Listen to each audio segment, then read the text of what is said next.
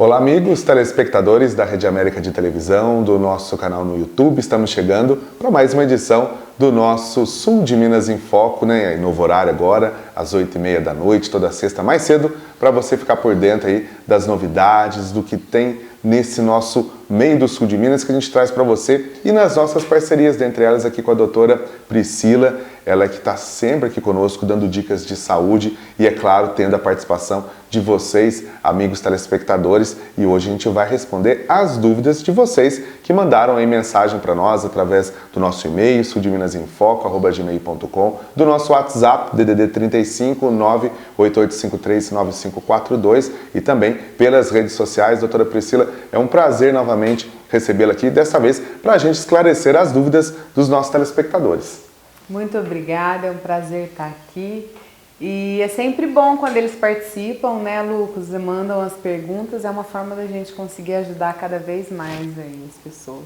Isso, olha só, e essa pergunta vem do Carlos Eduardo, ele mora em Belo Horizonte, acompanha sempre o programa e gosta muito do quadro Saúde Plena com a doutora Priscila. Ele tem uma dificuldade, a doutora Priscila disse aqui, para dormir. Ele falou que ele acorda muito de madrugada, ele gostaria de alguma sugestão sua. Ele falou que gosta muito de tomar café, ele não dorme sem uma xícara, é o Carlos Eduardo de Belo Horizonte.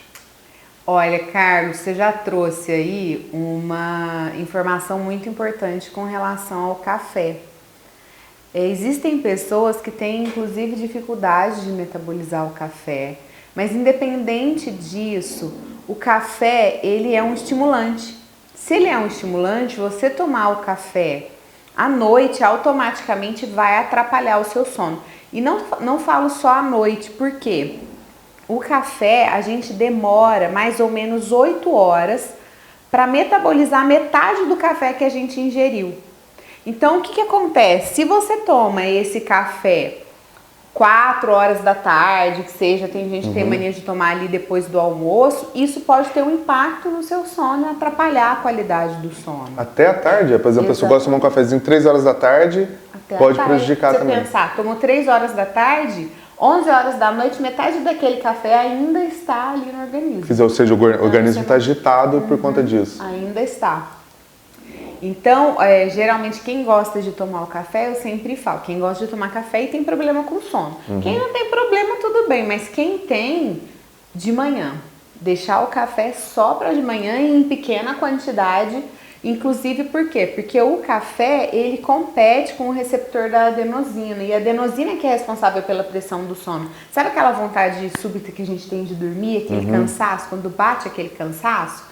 É a adenosina que é responsável por isso. E a gente vai acumulando adenosina ao longo do dia e a hora que vem a pressão do sono, ela faz com que a gente durma. O café vai lá e não deixa que a adenosina faça isso. Faz um bloqueio ali. Exatamente. Então o organismo tem que ficar ali tentando metabolizar primeiro o café para depois a adenosina. E isso pode gerar até um cansaço crônico, porque aí o que acontece? A hora que vem o cansaço, por exemplo, durante o dia. O que você faz?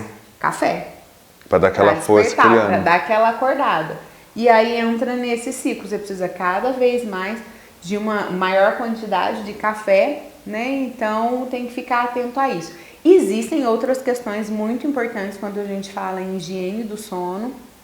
E eu tenho até um curso sobre isso, Carlos. Depois, se você quiser entrar, tá no site www.pricomamor.com.br, que eu explico tudo isso bem detalhado. Mas essa informação que você trouxe a respeito do café tem uma chance grande de estar relacionado. É só o café? Não. Lembrar de outras questões, coisas que a gente faz ao longo do dia e principalmente antes de dormir que estimulam o corpo, atrapalham o sono à noite. Então a gente precisa preparar o corpo para dormir. Durante o dia a gente fica agitado, mas ali a partir de umas 6, 7 horas da noite, a gente tem que mudar o nosso ritmo para o corpo entender que é o momento de começar a descansar. O celular é um exemplo também, né? Sim, com certeza. Todas as telas, né? Por exemplo, mexer no celular na cama. É algo que atrapalha até o seu cérebro. Por quê? Porque o cérebro precisa fazer a associação de que a cama é para dormir. E a gente fica ali mexendo e mandando estímulo luminoso. Não só, né? Todo tipo de estímulo, que às vezes você assiste uma coisa mais agitada, fica ali sempre, né, concentrado e atento ali na tela. Isso atrapalha. Televisão, né? Assistir televisão na cama, mexer no computador na cama. Então tem que evitar todo tipo de tela. Aí, ó, Carlos, dicas importantes. A Eleonora Silva de Santa Rita do Sapucaí disse que em um dos programas passados que ela acompanhou, ela viu você falando sobre purês como auxílio na alimentação. E ela tem dificuldade de comer verduras. Ela quer saber, Eleonora, se o purê ajuda. Olha, para quem tem dificuldade de ingerir verduras e legumes, existem várias estratégias. Mudar o tempero, a consistência, cozinhar de maneiras diferentes. Uma hora faz assado, outra hora grelhado, outra hora cozinha, né? Faz em forma de molho, de sopa. Então, para quem tem dificuldade, sim, Eleonora, o purê acaba sendo uma das formas, se você gosta da consistência do purê.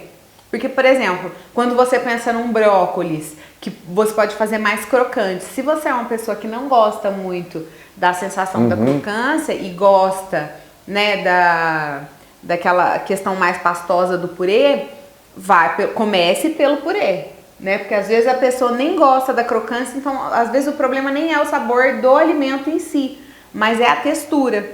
Então, tentar variar o máximo possível, combinações diferentes. Agora que tá esfriando, gente, sopa é uma forma excelente. Você pode fazer uma sopa de legumes e aí capricha no tempero. A questão do tempero também é algo que ajuda muito na hora de você ingerir, né, os vegetais. Eu falo assim, quando a gente gosta de um arroz bem temperadinho. Bem temperadinho. Aquele arroz sem tempero, só com sal, não vai, né? Não vai. Então, assim, o mesmo cuidado que a gente tem para fazer o nosso arroz, fazer o nosso feijão, a gente tem para fazer os vegetais. Porque às vezes tem isso também. A pessoa quer começar a comer vegetal, mas faz ele de qualquer jeito. Faz cru, né? Você pegar um alface cru ali sem nenhum tempero, vai ser difícil para quem não está acostumado. Exatamente. Então, assim, comece temperando, caprichando. Depois, à medida que o seu paladar for acostumando, às vezes você até consegue comer mais cru, assim, mas até chegar nesse nível, isso é algo que é difícil. Comece pelo mais fácil.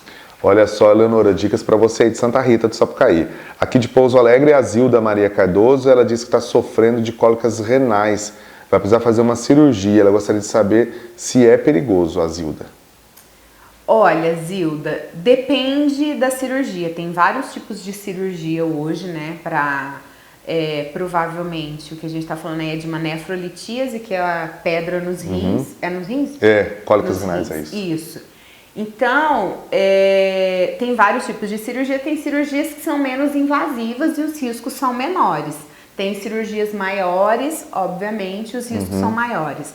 No entanto, às vezes a gente fica com medo da cirurgia, mas é importante lembrar que quem tem as pedras nos rins e evolui com cólicas renais são quadros de dor intensa. Isso daí tem um impacto na qualidade de vida.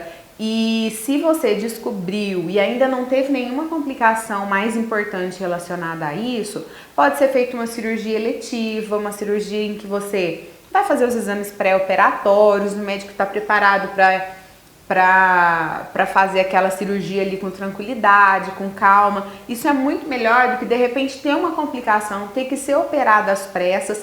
E aí uma cirurgia às pressas sim é muito mais difícil para a equipe, para o paciente. Que não tem aquela preparação, né, doutora, que precisa, né? Exatamente. Então, assim, é lógico que tem que ficar claro que a gente nunca vai conseguir zerar o risco, tudo sempre tem risco, mas eu falo que viver é um risco, né? Verdade. A gente tá aqui, já está aqui, já tem um risco, é verdade. Coisa.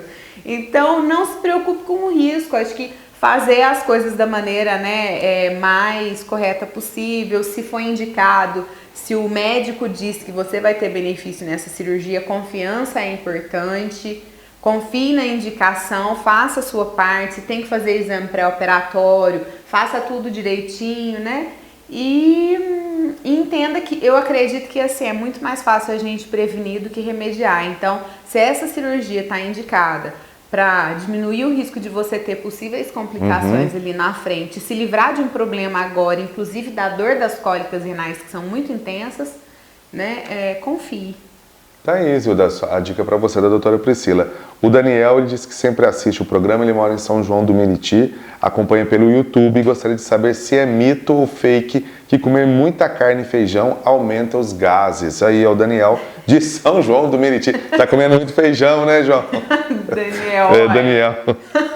Realmente, carne e feijão, por serem proteínas, a gente vai ter uma tendência mesmo a maior formação de gases.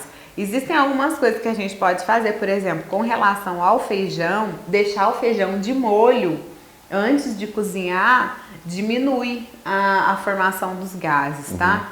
E você pode também colocar, às vezes, uma folha de louro, isso também ajuda, mas realmente... Não tem muito o que fazer não, né, doutora, nesse caso?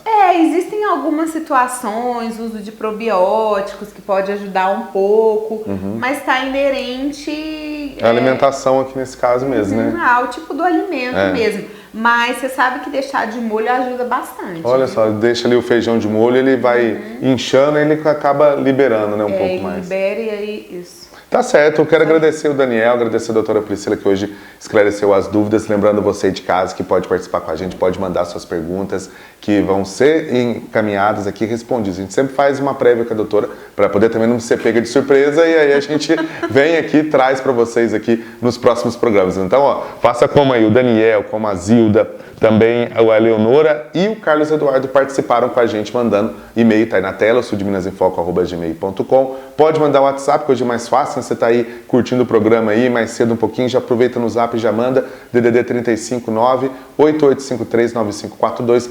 Participa com a gente aqui. Doutora Priscila, mais uma vez, obrigado pela participação aqui, esclarecendo as dúvidas dos telespectadores. É um prazer, muito obrigada. Obrigada pela participação de todos vocês. A gente se vê na próxima.